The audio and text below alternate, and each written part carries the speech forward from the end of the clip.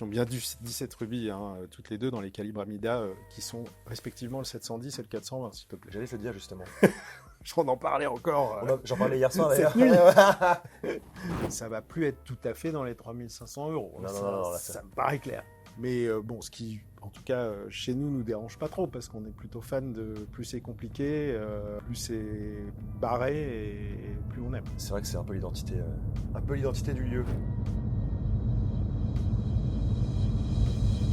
Chers amis, bonjour, j'espère que vous allez pour le mieux aujourd'hui. J'ai le plaisir de vous retrouver en direct du bureau de Laurent Picciotto. Salut Laurent. Salut. Ça va? Bien. Pour vous parler d'une montre assez particulière et d'une marque assez particulière qui n'est autre qu'Amida, qui vient de ressortir un modèle des années 70 qui s'appelle l'Amida Digitrend, que Laurent va avoir le plaisir de distribuer en exclusivité en France.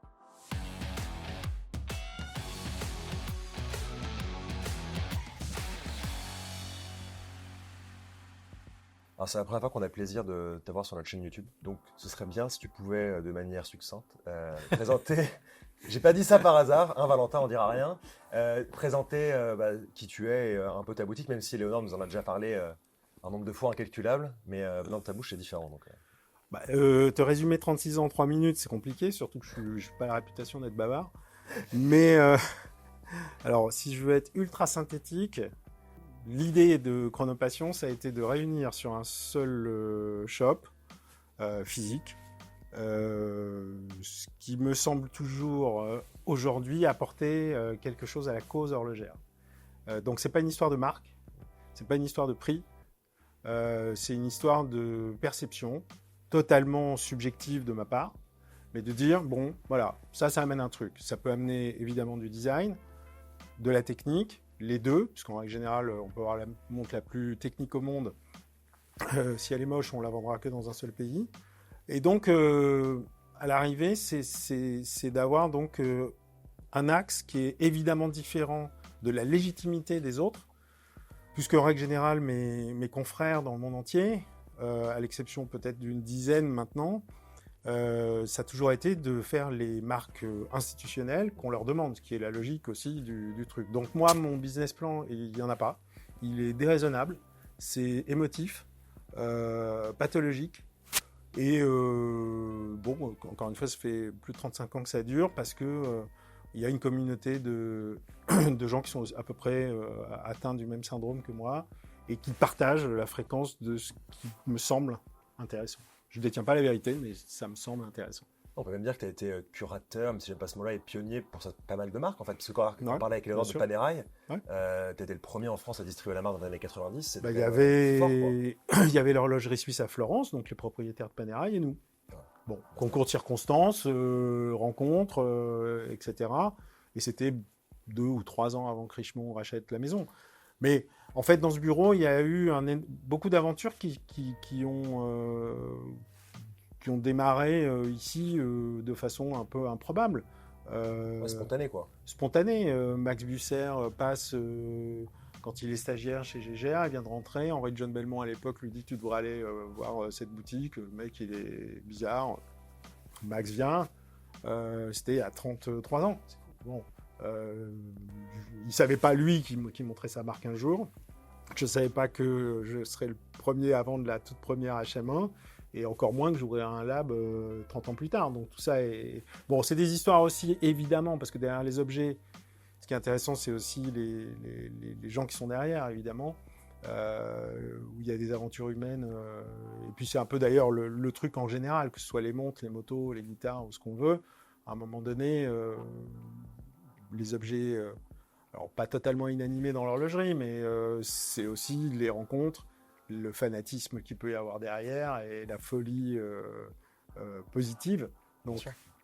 Donc on a fait ça, que ce soit avec Panerai, que ce soit l'histoire Richard Mille qui démarre dans ce bureau,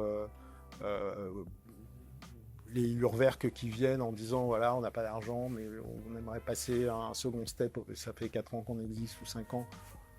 Ok, on vous aide comme vous voulez, et avec quelques détaillants à travers le monde qui, eux, font de l'institutionnel, mais qui leur permet de financer je dirais pas des danseuses, mais en tout cas des choses qui les intriguent. Et là où donc c'est DR Glass à Singapour, Ouais. à l'époque Westheim, John Simonian, les Sediki, Marcus Margolis, bon, qui a fermé maintenant à Londres, mais qui venait observer toujours de façon très spy, qu'est-ce que tu fais, c'est pourquoi, machin et tout. Donc, mais la vraie des raisons pour nous, c'est qu'on a fait de l'institutionnel, hein, on n'en fait quasiment plus, à l'exception de Bulgarie, pour d'abord une relation, une affection sur Finissimo sans limite. mais la déraison, c'était de dire, nous, on va faire que ça. Très vite. Même si on a eu et du Richemont et du Swatch Group, etc. Mais ce qui est plus le cas déjà depuis un bout de moment. D'accord. On a fait pas en 3 minutes, mais en 5 minutes, tu vois. Ouais. Et on a appris beaucoup de choses. J'imagine qu'il y a des influences qui te parlent dans cette montre. Bah, l'histoire d'Amida, elle est amusante, parce que il démarre en 18, 19, et il dépose et il ferme en 79. Et en fait, la Digitrend, elle sort en 76, foire de Bâle. Ouais. En même temps que la fameuse casquette Gérard Perregaux. Quand tu regardes toutes les montres Amida en dehors de la Digitrend, il n'y a pas beaucoup d'attractions. Il y a une ou deux variantes avec des pièces en plastique de couleur, digital, etc. Ouais. Bon. Mais c'est finalement le seul modèle qui émerge, et qui émerge en fait fort, alors que Gérard Perregaux fait sa casquette à quartz, à diode luminescente rouge à l'époque. Mais il faut se remettre dans le contexte, on est dans l'époque où aussi le quartz est en train de flinguer toute l'horlogerie suisse. D'un modèle qui nous semble iconique aujourd'hui et qui l'est, en réalité, sa vie a été super courte. Je pense que c'est ça aussi qui nous énerve un peu sur le sujet, et d'où le projet de nos amis de relancer cette histoire. Mais intéressant, quoi. Ouais. En fait, cette montre, comme tu dis, elle n'est pas, contrairement à la casquette de Gérard Perregaux, elle n'est pas à diode, elle n'est pas à quartz, mais elle est mécanique. Et en fait, il y a un système particulier qui s'appelle, je crois, Light Reflection System, où en fait, vous avez le mouvement, une plaque additionnelle avec 2 roues, avec 2 disques exactement à plat. Et après, par un subtil jeu de glace et de verre, on arrive à avoir l'heure en lecture comme ça, direct, un peu comme une montre de driver, une montre de pilote. Et c'est là toute la technologie. Et ça a été assez compliqué, je crois, à refaire. C'était un peu le challenge pour... mais non seulement compliqué, mais en fait, dans ce système de prisme, en fait, pour démarrer à plat et avoir une réflexion des heures et des minutes perpendiculaires au mouvement, quand on regarde finalement tout ce qui s'est fait en montre-bracelet jusqu'ici, bah, Amida est vraiment le premier et le rare exemple dans ce sens. Il y a eu un certain nombre de clones avec un intérêt relatif sur des pièces à quartz, où le design était, on va dire, un peu copié. Ouais, c'était mignon, mais c'était pas... On n'était pas là-dedans.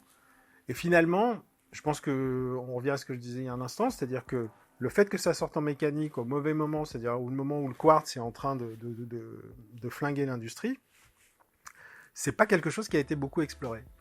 Et finalement, on se retrouve, je veux dire, 40-50 ans plus tard, avec uniquement Maximilien Busser qui à un moment dit « J'ai toujours adoré Amida, ce système de prisme, il est super cool, etc. » et qui va réaliser sur les 18 premières années de sa marque 4 différents modèles, avec des habillages différents, puisqu'il y a eu Can-Am, la dernière c'est HM8, pour les 10 ans aussi HMX, enfin, où il a repris ce système de prisme, qu'il a d'ailleurs à certains moments, j'ai envie de dire, amélioré, puisque on se souvient de la HM5 avec les volets façon arrière de voiture de sport qu'on peut ouvrir pour que la lumière vienne renforcer la réflexion du prisme.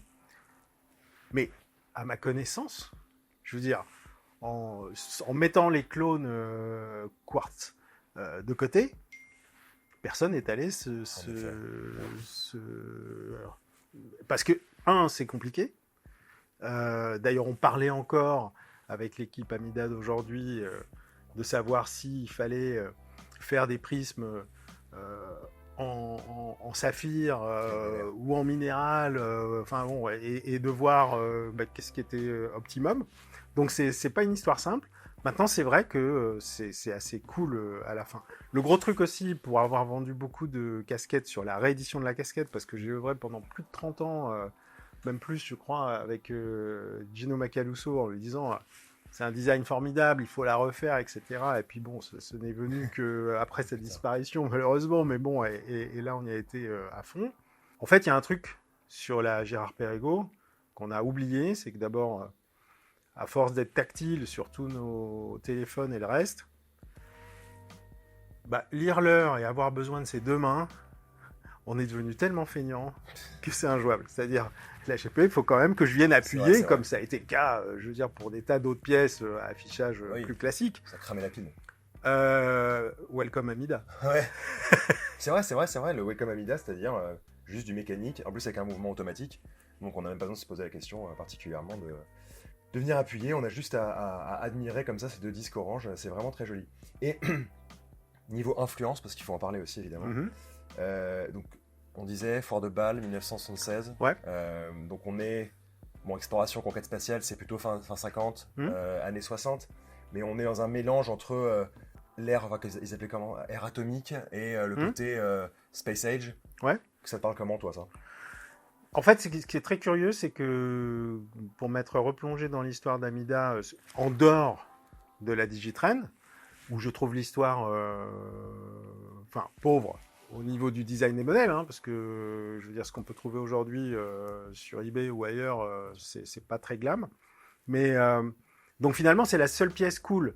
Et ça, par contre, j'ai pas la genèse à l'interne de ce qui s'est passé. S'il y a un type qui est arrivé et qui a dit ouais, j'ai un super dessin, comme ça pouvait se passer quand Fred Lip prenait des designers et finit par faire des Bashmakov insensés.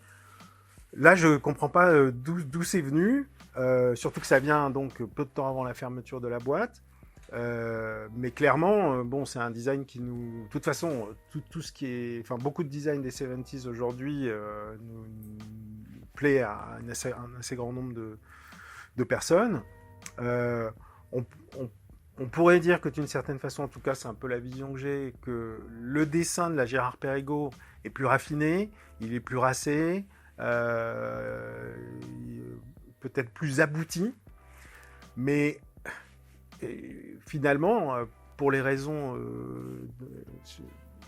qu'on évoquait il y a un instant, la technologie, l'approche horlogère d'Amida est plus séduisante que d'avoir un truc à diode luminescente, parce que ça peut être cool aussi, on a beaucoup aussi d'amateurs qui portent des Casio à cristaux liquides. Ouais, mais c'est un effort supplémentaire. C'est un effort supplémentaire, c'est une lecture permanente, et avec un design vraiment cool sur je veux dire, le chiffrage orange, enfin tout ça, c'est vraiment...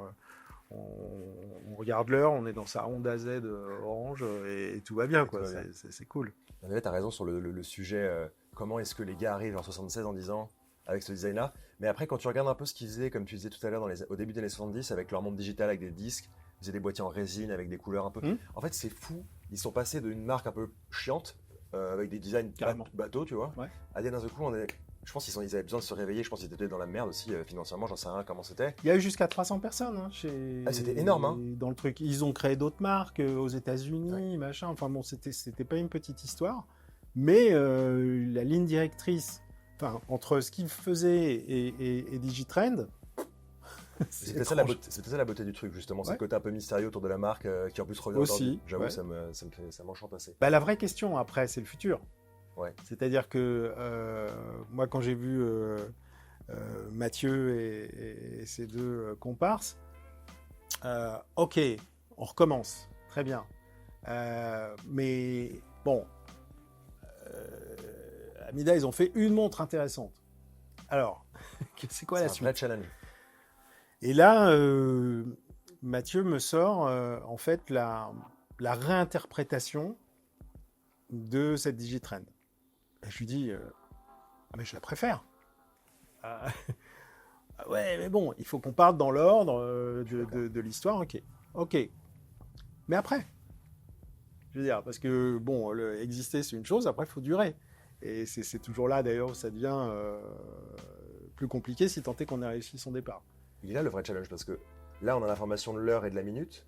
Mais si tu veux commencer à aller mettre un chronographe, une phase de lune, je sais pas, une date ou autre chose, là, il va commencer, le Mathieu, à mon avis, à se poser des... Non seulement à se poser des questions, mais à changer totalement de gamme. Parce que, je veux dire, on peut imaginer, hein, je veux dire, aujourd'hui, il y a des motoristes qui sont quand même suffisamment costauds pour imaginer qu'on ait un chronographe sur la partie plane du dessus et continuer d'avoir un affichage digital. Ça va plus être tout à fait dans les 3 500 €. Non, ça me paraît clair. Mais bon, ce qui, en tout cas, chez nous dérange pas trop, parce qu'on est plutôt fan de plus c'est compliqué, plus c'est barré et plus on aime. C'est vrai que c'est un peu l'identité du lieu.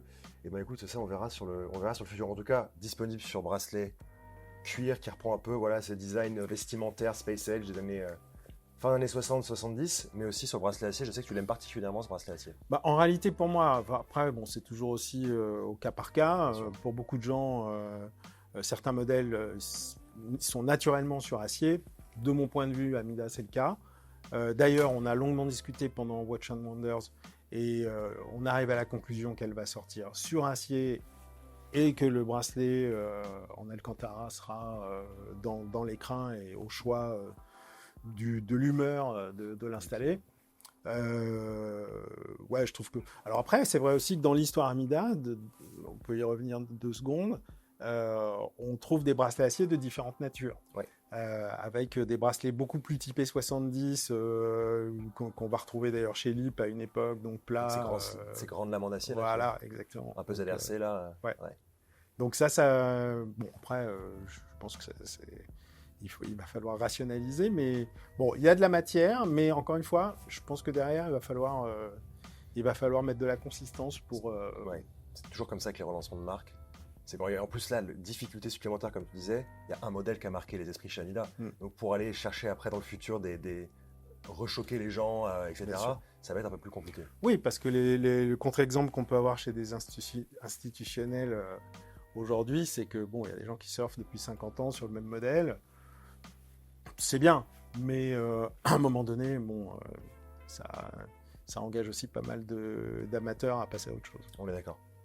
Pour parler rapidement du mouvement, donc c'est un Soprod Newton qui est à l'intérieur, qui est joli avec son pont traversant, avec des jolies finitions d'ailleurs, Côte de Genève. Et bien meilleur que les mouvements de l'époque. Parce que les mouvements de l'époque, si tu regardes les photos des calibres, ils avaient un calibre maison, dont j'ai plus le nom en tête. Mais alors bon, c'était vraiment rudimentaire, on va dire. Sûrement très fonctionnel, mais regardable. Alors sur les temps, il n'était pas ouvert, hein, enfin il n'y avait pas de visibilité dessus. Mais il y a eu 2 types de calibres, dont un 17 rubis. Enfin bon, après il y a les vrais, les gars qui ont les pathologies les plus fortes en devise sur les forums pendant des nuits entières. Tu veux ce nombre de rubis pour l'exportation, il y a peut-être un autre mouvement, je sais pas. Ouais, parce qu'il y a eu le modèle PVD avec la boîte PVD sur bracelet acier naturel. Oui, mais c'est un contraste trop fort. Non, au contraire, c'est super, etc. Mais par contre, attention, c'était pas sur le même mouvement et c'était aussi sous le nom de l'autre marque, Roméo ou je ne sais plus. Ouais, qui est limite pour un autre marché, quoi. Ouais. Roméo, tu dis? Ouais, je sais plus, je l'ai noté. Ouais, c'est bon, non, c'est pas Roméo, mais Monor, pardon. Roméo. Monor. Ah, mais il y a le R, il y a le O, il y a le M. Oui, voilà, on y est presque. Hein.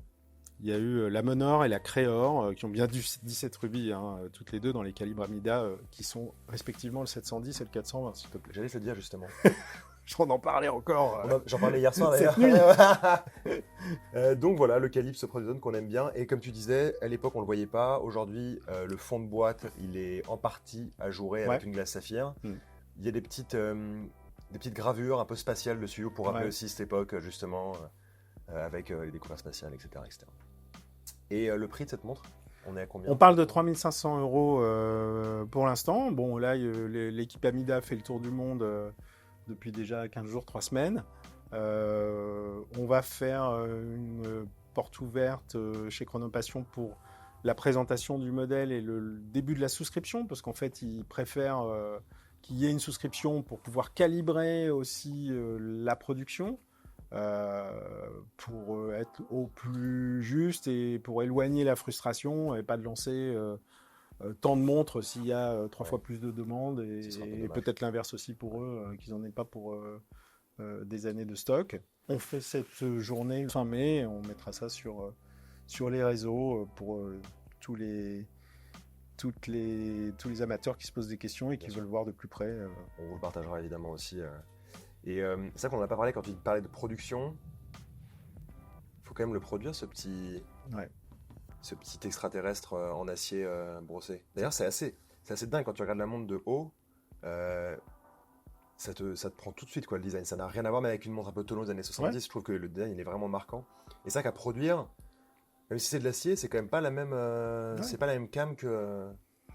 Non, on est sur quand même quelque chose qui est pas, qui est beaucoup moins simple que faire une ronde 3 aiguilles. Hein. Ça, oui, c'est clair. Hein. Comme tu dis, si tu ajoutes le plateau, la planche additionnelle sur le mouvement, le côté prisme, etc.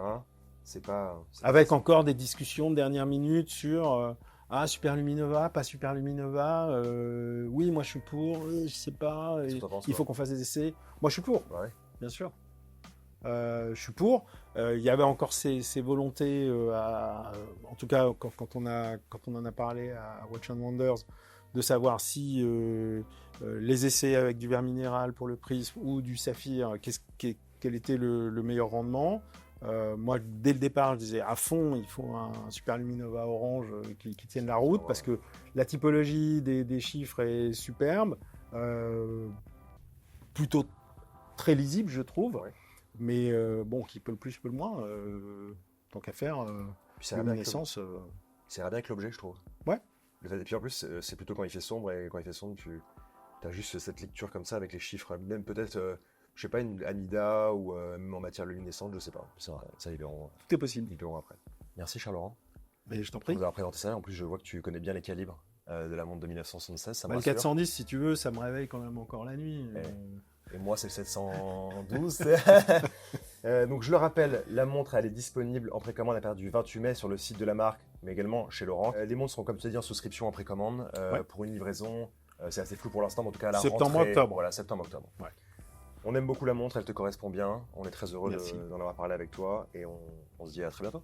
Avec plaisir. Voilà. Salut. Ciao.